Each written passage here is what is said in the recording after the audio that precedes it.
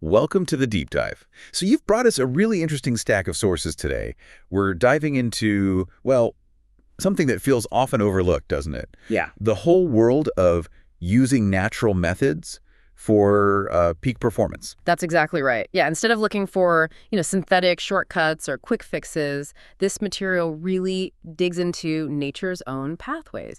How to boost energy, build stamina, enhance vitality, basically from the ground up. Right. And our mission, as always, is to unpack this research, these articles, all these notes you've gathered, pull out the key nuggets and help you, the listener, understand these, 10 powerful strategies. 10 core strategies, yeah. Laid out in the sources. And I think of it like helping you build your body's own high-performance engine, but using its natural design. So let's jump in. Let's do it. Okay, so let's crack open this stack. Where do these experts, these researchers, where do they say we absolutely need to start? If we're serious about natural performance, it's not the gym, right? Or diet, surprisingly. No, it's sleep. Strategic sleep optimization. That's method 1. Sleep. And what's really fascinating is how the sources frame it. It's not just downtime, It's presented as your body's most critical time for repair, for intense optimization, and hormones. It's a powerhouse for hormone production. Yeah, they really hammer that hormone connection. Yeah. Especially testosterone. Yeah. The sources point out your levels actually peak during deep sleep. That's right. And here's a wild nugget I saw. Poor sleep, just like 1 week of bad sleep, can slash your testosterone by up to 15%. That's huge. It is huge, absolutely. And it's not just testosterone, growth hormone, vital for muscle repair, metabolic function. Right. That gets released significantly during deep sleep too. Plus, memory consolidation, literally cementing what you learned that day. That happens then as well. Wow. So the sources are clear. 7-9 hours is the target range, but it's the quality of that sleep that's, non-negotiable. And they give really practical steps for quality, don't they? Things like consistent sleep and wake times. Crucial. Yeah. Making your bedroom really cool and dark. Like a sanctuary. They even give a temperature, right? 65 to 68 Fahrenheit. Exactly, that specific range. And getting rid of screens like an hour before bed. Blackout curtains, maybe, clearing out electronics. Little environmental tweaks. Yeah, small things that, according to the sources, have a really big impact on getting you into those deep restorative cycles. So this really raises an important question for you listening. Are you truly getting enough quality sleep? Because this material makes a strong case that if you're not, you're fundamentally limiting your energy, your mood, your physical capacity, like before you even start anything else. It really is foundational. Yeah. Everything builds on it. All right, foundation laid with sleep. Now let's talk movement. Method number 2 pops up a lot in these sources. High-intensity interval training, HIIT. The short bursts, quick rests. Why is this method highlighted so much for, natural performance? Well, it boils down to maximum impact in minimal time. The sources show HIIT is incredibly effective at naturally stimulating those performance-enhancing hormones, like growth hormone. Oh. And you get results that really extend well beyond the workout itself. And the mechanism behind it is, it's pretty cool, actually. You're improving cardiovascular efficiency, obviously, but also mitochondrial function. Exactly. Think of mitochondria as those tiny power plants in your cells. Right. HIIT basically makes those power plants much more efficient at generating energy. It's a cellular upgrade. The sources give examples like 30 seconds all-out sprinting, then maybe 90 seconds recovery. Repeat that for 15, 20 minutes. Yeah, that kind of thing. It's demanding, sure, but it's quick. And what stands out is the versatility. You can do this with burpees, mountain climbers, running in place. So adaptable. Very adaptable. Almost any setting, any fitness level, really. Plus, there's that famous afterburn effect they mentioned. Oh, your body keeps burning calories and optimizing hormones for hours after you finish that short, intense session. It's like efficiency squared. Totally. Big bang for your buck, time-wise. Okay, so from sweating hard to embracing the chill. Method number 3, cold exposure therapy. This sounds a bit intense, maybe just for hardcore athletes, but the sources mention cold showers, baths. Yeah, even cryotherapy. But the idea is you're deliberately triggering your body's own, innate survival responses. How does that help performance? Well, cold exposure activates your sympathetic nervous system. That's your fight or flight switch. This leads to a surge in norepinephrine. Okay. That's a neurotransmitter that boosts alertness, focus, mood. Plus, it gets your blood moving, improves circulation, and builds mental resilience, too. But the sources aren't saying jump into an ice bath tomorrow, are they? They suggest starting smaller. Exactly, yeah. Start simple. Just like 30 seconds of cold water at the end of your regular shower. Yeah. Consistency is the key here, not extremity. Right. And the benefits, according to this material, they stack up.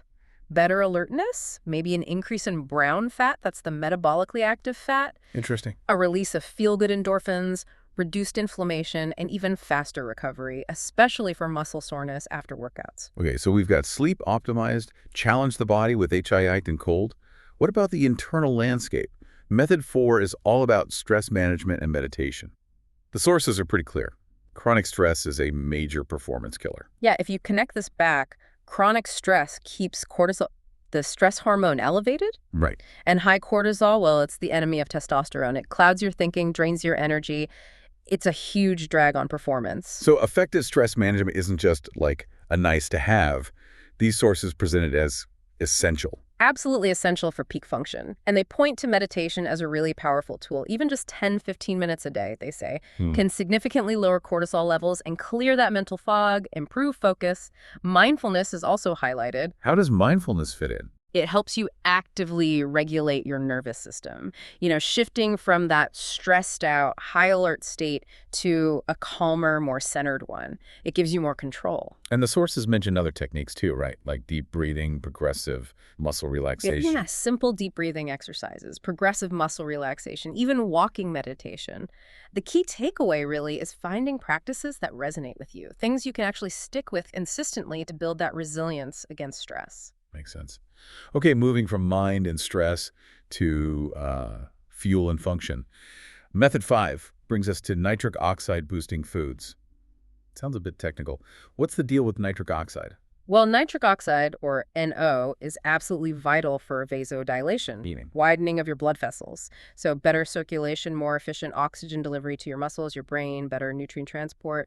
Basically, it helps everything flow better. It's like upgrading your body's plumbing. And nature provides the ingredients, apparently. The sources really highlight dietary sources. Beetroot juice comes up a lot, seems potent. Yeah, beetroot juice is often cited as one of the most potent due to its high nitrate content, which the body converts to NO, but also dark leafy greens, spinach, arugula, kale. Okay. Watermelon's mentioned too because it contains citrulline, another NO precursor, pomegranates, garlic, even dark chocolate get a mention. Dark chocolate. Nice. Yeah. The research cited suggests that by increasing NO levels through these foods, you can actually see tangible improvements in exercise performance, maybe even reduce how much oxygen your body needs during activity. So better internal plumbing for performance. Got it. Now, speaking of internal flow, method 6 is strategic breathing techniques.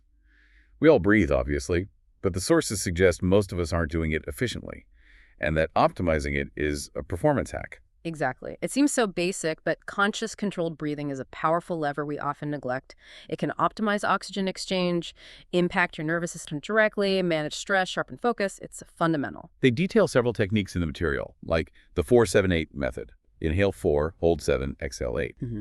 The sources say that one powerfully activates the parasympathetic nervous system. That's your rest and digest mode. So it's great for reducing stress, aiding recovery. And then there's box breathing. Yeah. Used by Navy SEALs, apparently. Yeah, that one involves equal counts. Inhale, hold, exhale, hold again, like drawing a box with your breath. According to the material, it's excellent for improving focus and calming anxiety, especially under pressure. Wow. The Wim Hof method is also mentioned controlled hyperventilation followed by breath retention, though the sources wisely add a note of caution there. Needs proper instruction, and you shouldn't do it near water or while driving. Right, important safety note. But still, a powerful set of tools you carry with you everywhere. Okay, method 7, intermittent fasting. This idea of eating within a specific window, fasting the rest. The 16.8 method is common. It's about more than just calories, right, according to these assessments. If we connect this to the bigger picture, those fasting periods trigger some incredible hormonal and cellular responses. Like what? Well, the sources highlight a significant spike in growth hormone during fasting, often cited as like a 300-500% increase. Right. Yeah. And that's crucial for muscle preservation, fat burning, overall cellular repair, and optimization. And there's that concept of autophagy they talk about. Yeah. Sounds like a cellular deep clean. That's a great way to put it. Fasting kicks off this process where your cells basically break down and recycle old, damaged, or dysfunctional parts. It's like hitting the reset button for your cellular machinery. Okay. And this cleanup, as the sources note, improves cellular efficiency, boosts energy production, reduces inflammation. Lots of benefits. All right, shifting gears a bit. Method 8. Sunlight and vitamin D optimization. The sources make a strong case for getting morning sunlight specifically. Why morning? Yeah, morning sun seems particularly important for regulating your circadian rhythms, your internal body clock. Okay. It helps set the timing for your sleep-wake cycles, hormone release, energy levels throughout the day. Plus, of course, sunlight is how your body naturally produces vitamin D. And the sources draw a pretty clear line from low vitamin D to performance issues, don't they? Absolutely. Low D is linked in the material to things like low energy, poor mood, weaker immune function, and reduced physical performance. So what's the action step? Just get outside. Pretty much. The recommendation is aiming for maybe 15-30 minutes of morning sunlight, ideally without sunscreen, to help set that crucial circadian clock. But what if, you live somewhere cloudy or it's winter and consistent sun just isn't an option? Good point. The sources do suggest vitamin D3 supplementation as a viable alternative in those cases. They mention a typical range, maybe 1,000, 4,000 IU daily. Okay. But they really emphasize that the best way to know your optimal dose is through blood testing, get your levels checked. Right. Personalize it. Okay. We've covered light. Now let's look at some targeted support with Method 9. Adaptogenic herbs and natural supplements. The core idea here is using specific plants or compounds to help the body adapt. Exactly.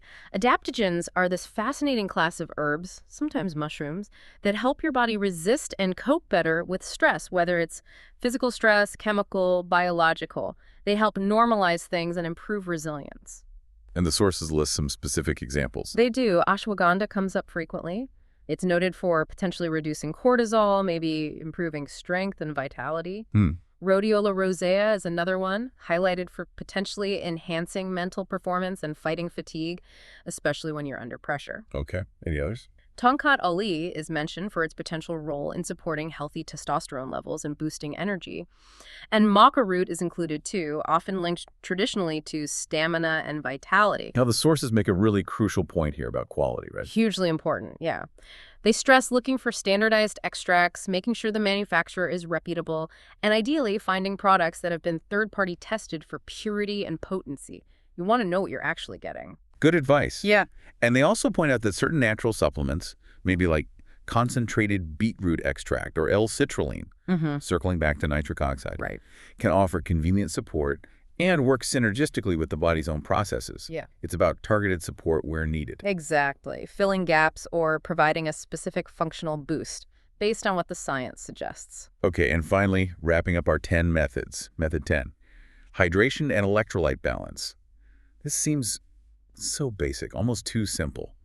But the sources say it's a fundamental performance blocker for a lot of people. It really is. You'd be surprised how many people are walking around mildly but chronically dehydrated. And the sources show that even slight dehydration significantly impairs cognitive function. Thinking clearly. Yeah. Thinking clearly, focus, it reduces physical performance, negatively impacts mood. And it's not just about drinking clean water, especially if you're active or it's hot out. That's where electrolytes come in. Sodium, potassium, magnesium. Exactly. Those minerals are critical for nerve signals, muscle contractions, maintaining the right fluid balance inside and outside your cells. Really basic, crucial functions. So how do we get them naturally? The sources suggest things like coconut water, great source of potassium and some natural sugars. Adding just a pinch of good quality sea salt to your water can help with sodium. Okay. And they specifically call out magnesium, noting that many people are deficient and supplementing can be beneficial because magnesium is involved in hundreds of bodily processes, including muscle function and energy production, often depleted by stress too. Wow. Okay, that's 10 distinct natural strategies pulled from these sources. Sleep, HIIT, cold, stress management, NO foods, breathing, fasting, sunlight, Vit D, adaptogen supplements, and hydration electrolytes. Quite a list. Now, let's try and connect the dots. What's the underlying science tying these together, according to the material? Yeah, if you step back and look at the bigger picture, what these methods are really doing is optimizing your body's fundamental internal systems. They're working together to balance and enhance hormone levels. We talked about testosterone, growth hormone, managing cortisol. Hormonal piece is big. Huge. They're improving circulation, making sure oxygen gets delivered efficiently everywhere. They're supporting those cellular powerhouses, the mitochondria, making them work better. More efficient energy. Exactly. And crucially, they're helping regulate your nervous system, reducing the damage from chronic stress. It's all interconnected. So it's less about forcing the body to do something unnatural and more about creating the optimal conditions for its own, incredible capacity for performance and repair. Precisely.